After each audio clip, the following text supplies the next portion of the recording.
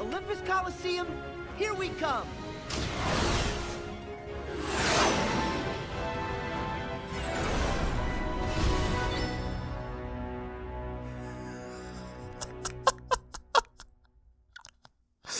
What the fuck?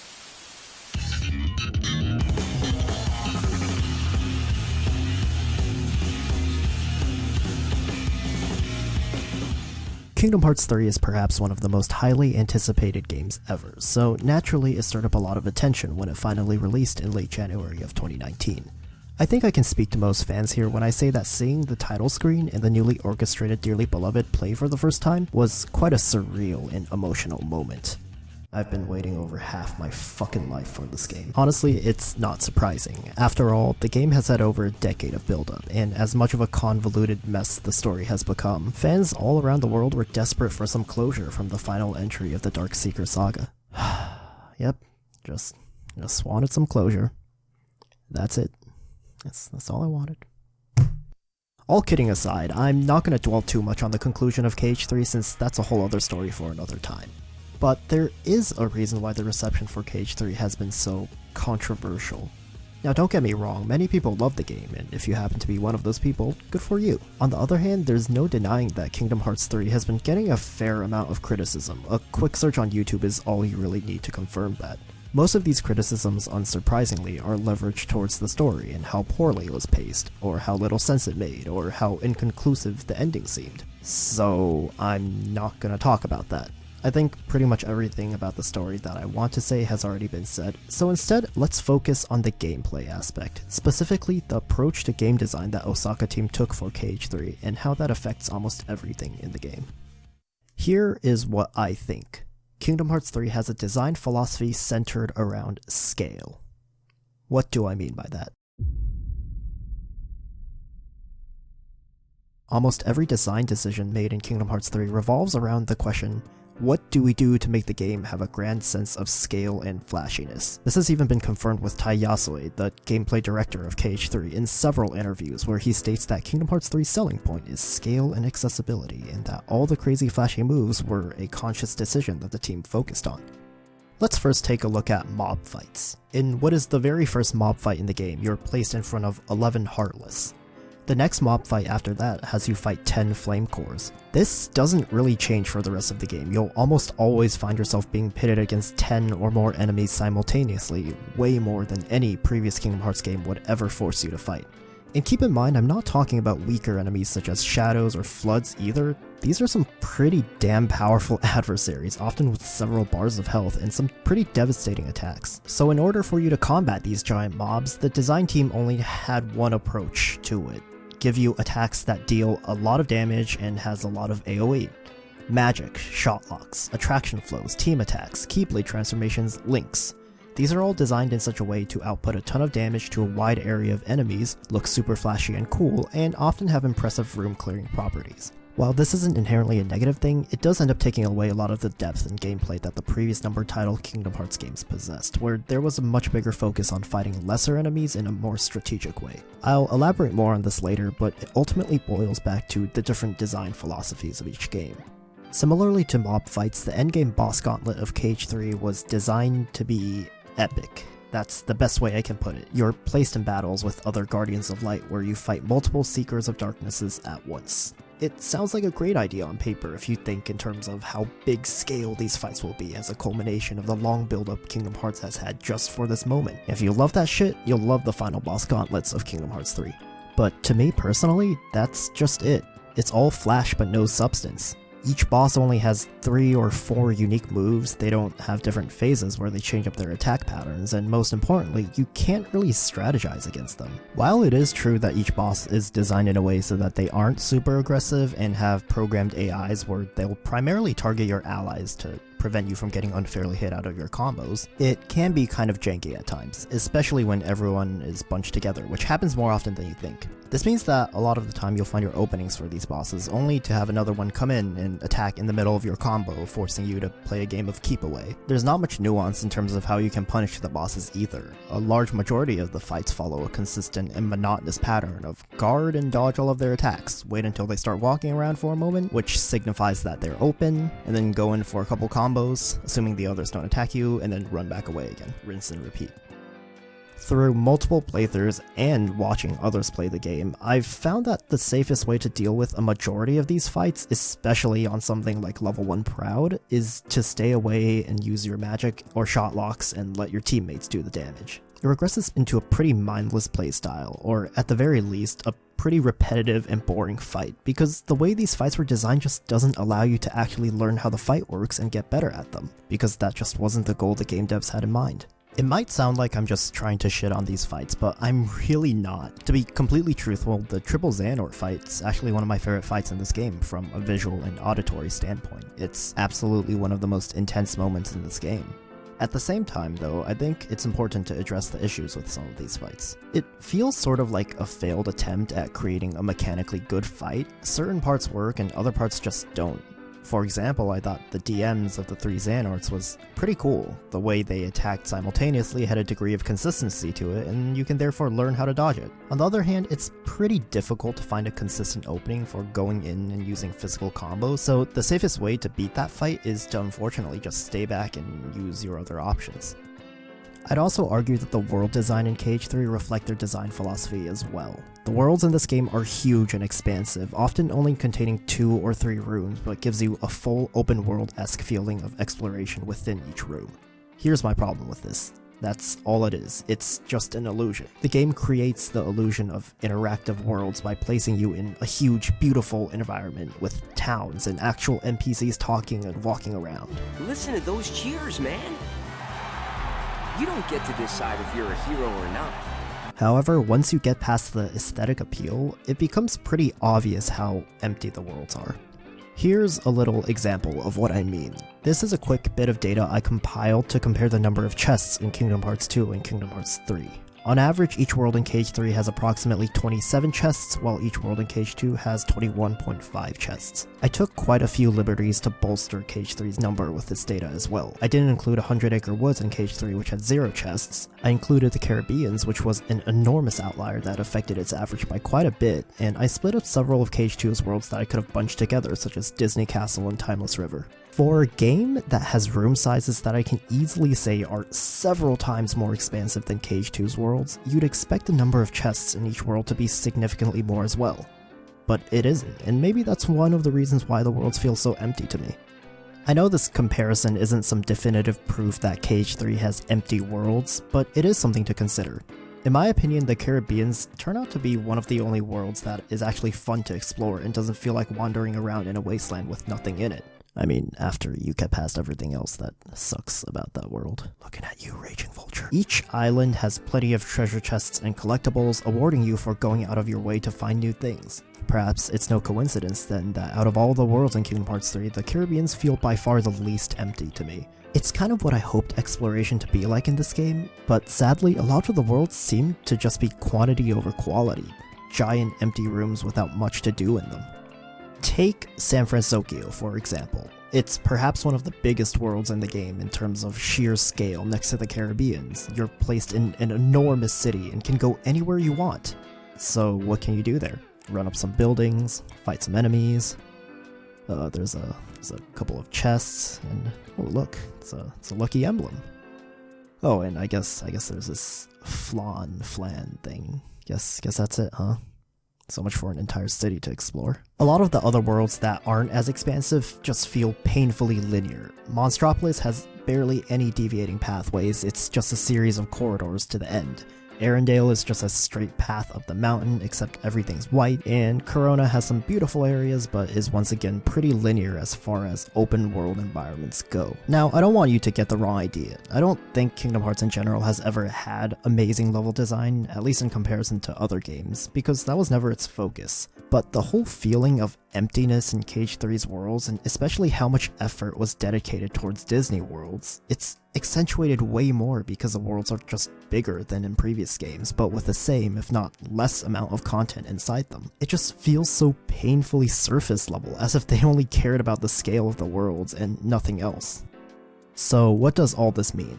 Kingdom Hearts 3's focus on creating scale has instead led to an extremely surface level way of thinking game design. As long as the combat looks flashy and cool, it doesn't matter how the mechanics work. As long as the final battles are epic and intense, it doesn't matter if they're actually good boss fights. As long as the worlds are huge and expansive, it doesn't actually matter what's in them. As long as we have scale, we don't need gameplay mechanics with depth and cohesion. Speaking of which, let's talk about that.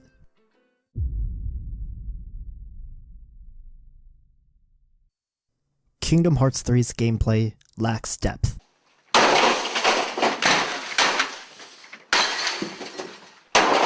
Depth is sort of a weird thing to define since it covers such a wide array of different concepts. To me, depth is the idea of creating cohesion in gameplay elements that leads to a sort of multi-layered experience. Each element of gameplay should complement one another and make sense. Games with depth often have a high skill ceiling because the best players are able to utilize all of their different abilities in smart ways to deal with obstacles that the game throws at them. A simple risk versus reward system where you are rewarded for playing in a smart way. Now, I don't want to confuse this idea of depth with complexity or variety because I think these are all fundamentally different. Just because a game has a variety of options does not necessarily mean it possesses depth, and vice versa.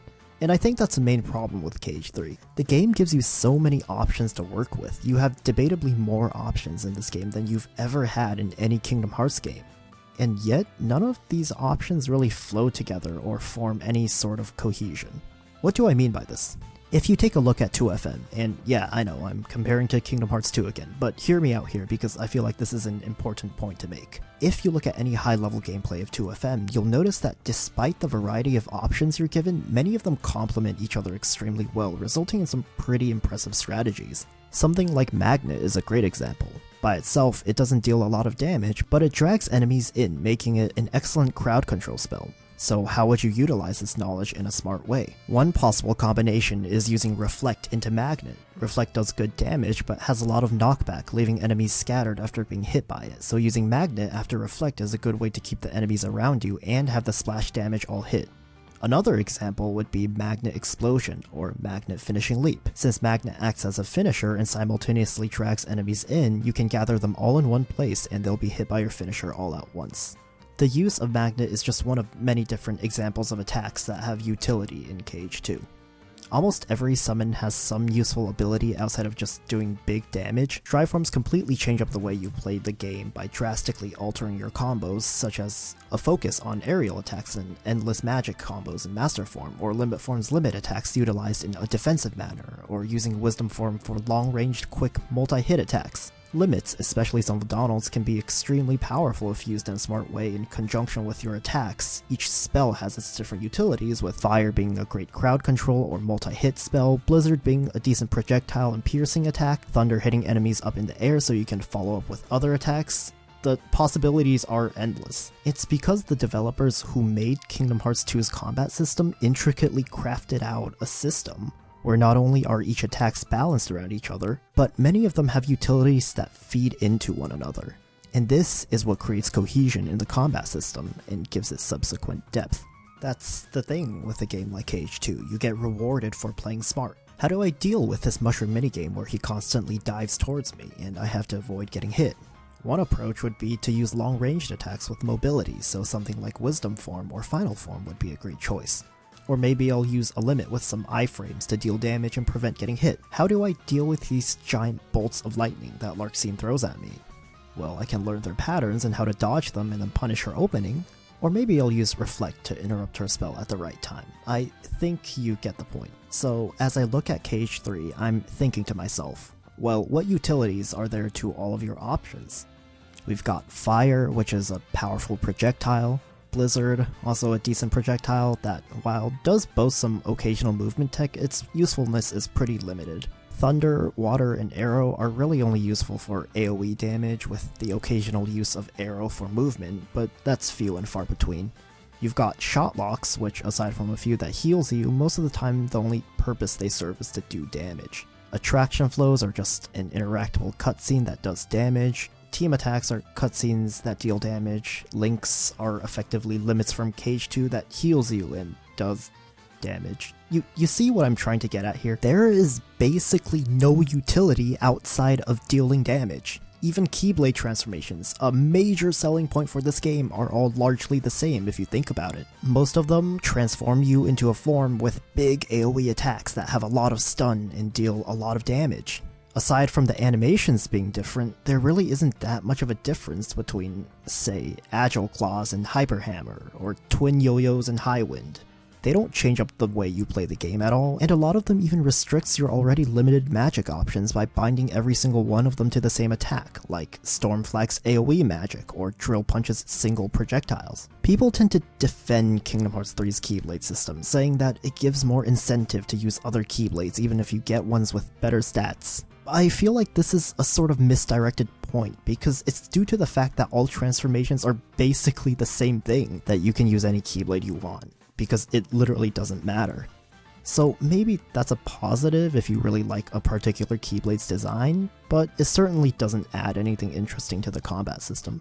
Similarly, KH3's system of Keyblade switching and form storage seemingly allows for some pretty interesting interplay and strategy, but once again, a lot of this is invalidated by the fact that all of the forms are more or less the same thing. So who cares if you stored Drill Punch instead of Agile Claws when the way you play the game won't change regardless of which form you have stored?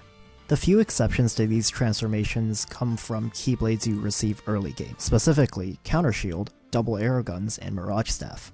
Mirage Staff's normal attacks are more or less the same type of AoE damage, except it's based on your magic stat, but dashing in that form also allows you to create up to 4 clones to fire at enemies. It leads to somewhat interesting ways to approach fights. Double Arrow Guns and Magic Launcher are sort of a modified Wisdom form, which, while limited, has its occasional uses when wanting to attack from a distance. And Counter Shield in particular was my favorite form to use because of its unique ability to store reprisals, thus changing the way you play the game, making it more interactive and interesting. Is it just me, or is there like a trend of the game's issue getting progressively worse the further in you go? It's almost like it feels, I don't know, kind of rushed. It's a hard knock life for us. It's a hard knock life for us. Static treated, we get tricked. Static kisses, we get kicked. Weird. This lack of depth isn't just limited to the combat system though. I thought the Keyblade upgrade system and cooking was a pretty neat idea, but upon closer examination, the execution is disappointingly shallow.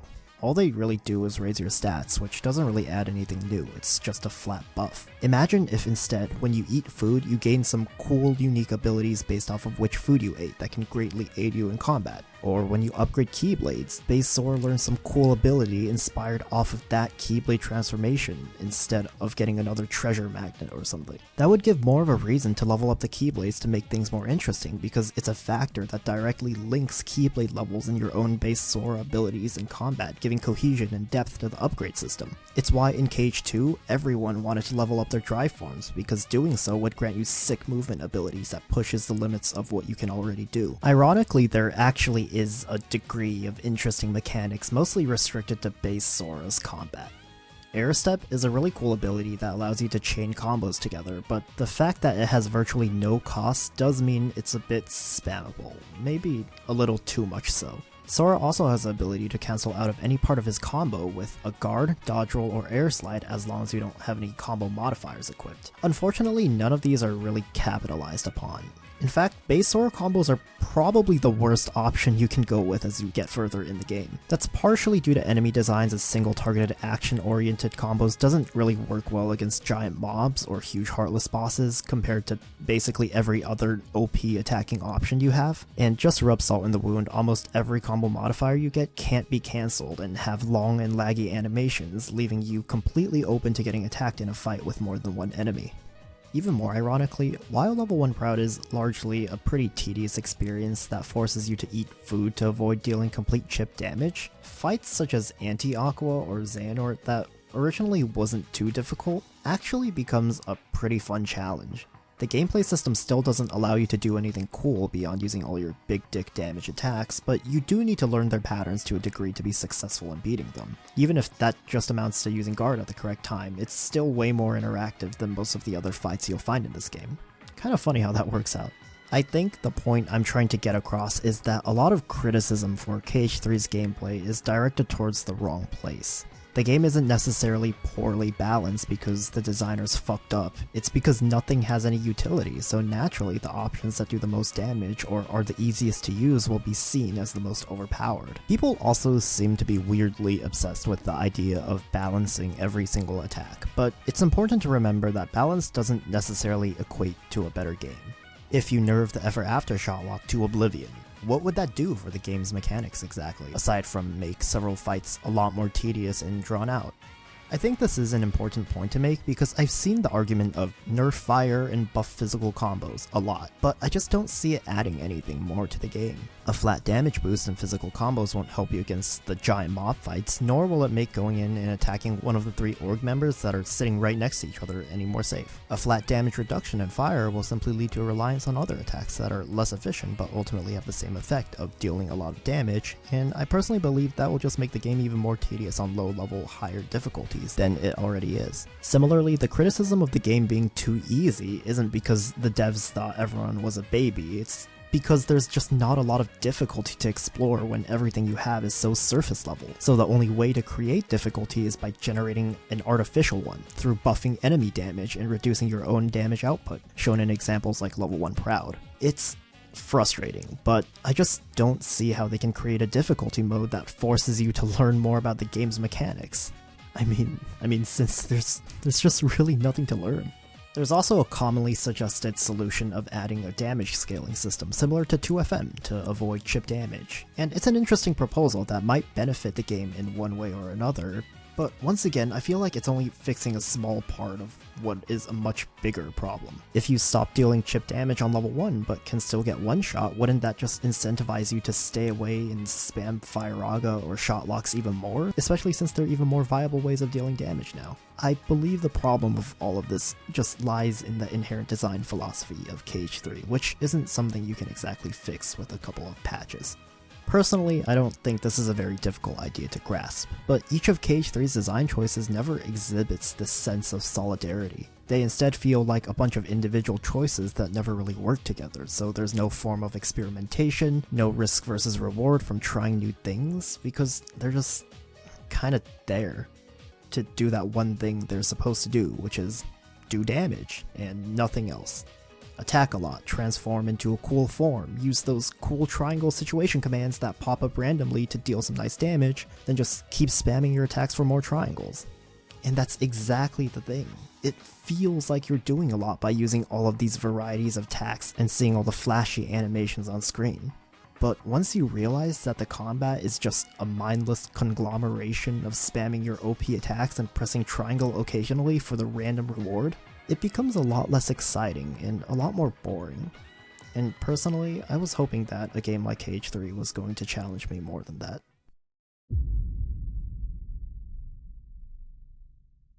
The super boss of this game, Dark Inferno, was kinda disappointing, at least compared to the multitudes of secret bosses we've seen in previous number of titles. At the same time though, fights like this one offered a bit of insight on perhaps what is possible with KH3's current system, and while it isn't mind-blowingly amazing, a couple more DLC super bosses can potentially be a pretty big redeeming factor for this game. In particular, Dark Inferno has red attacks which signal that they're unblockable, similar to Zodiac Aqua's attacks in 0.2. If a boss were to be designed around that mechanic, it can create some interesting instances where you need to learn a boss's patterns and ways to avoid attacks that are unblockable, whether it be through abusing invincibility frames of your reprisal, a dodge roll, or an air slide, or something else. Further, Dark Inferno's final phase has several combinations of attacks that are designed to kill you even through once more and second chance, which means that you can't just mindlessly let yourself get juggled forever, and that you actually have to actively think ahead of how to get out of a situation like that. The endgame boss gauntlets against the organization were questionable in terms of mechanics that worked well, but if they were to add some form of a data organization for each individual member like in KH2, and also greatly expand their movesets, we could be in for some pretty fun fights by itself. I'll also give credit where where credit's due. As much as I disliked a lot of the philosophy behind the making of those fights, I will admit that the amount of effort and accuracy put into recreating those fights was actually really impressive to me. I think these all signify some potential for Cage 3's combat system that can lead to a bit more awareness of how you play the game, thus allowing the more action-based abilities you have to be utilized, and gives the game a bit more depth in terms of a more cohesive, defensive, and punishment playstyle. But beyond that, I don't see the game ever surpassing what Cage 2 FM was like for me, at least not without a complete revamp of the game.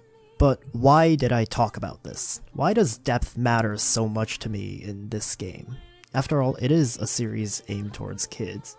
Why can't I just be like most fans and accept the game for what it is and just enjoy the story? And to answer that question, I wish I could. But the fact of the matter is that I've been with this franchise since the very beginning, and it would be an understatement to say I've never anticipated anything more in my life than Kingdom Hearts 3. Kingdom Hearts 1, and especially Kingdom Hearts 2, has so much replayability for me because it had an interesting combat system with a degree of depth that just keeps telling me to come back to it. I've lost track of the hours I've poured into Cage 2 just messing around with Data Org or Lingering Will. I simply wanted Cage 3 to be like that for me, a game that I can look back on years later and think to myself, you know what, I really want to mess around in Cage 3 today. But a gameplay system with very little depth lends to very little replayability, and I often find myself bored playing the game because there's just not much I can do. Maybe part of it is the lack of a post-game content, but I think how repetitive the combat becomes also plays a big part in that.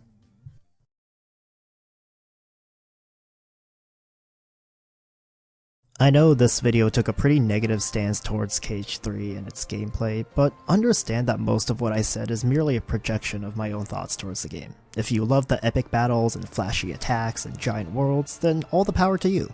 I won't deny that even I enjoyed these things on my first playthrough. I want to make this clear since people so easily misconstrue criticism as being a hater or spreading negativity. I'm not saying you can't enjoy Kingdom Hearts 3, I swear. You don't even have to agree with me. But if I've at least made you think twice about Cage 3 and its design, then I've accomplished everything I set out to do. At the time of making this video, Critical Mode DLC has not been released yet, and while I am undoubtedly excited at the supposed revamps they've made to make the mode more challenging and fun, I'm still staying pretty skeptical since I don't personally see how they can pull that off. Some of the stuff Tai Yasui said in interviews do intrigue me, such as the comment of changing enemy AI, but others also keep me on edge, like the comment of eating food being important, implying that they're probably not going to do anything to fix chip damage. But hey, you know what? If I get surprised by how much better Cage 3 becomes with the added DLC content, I guess I don't have much to complain about.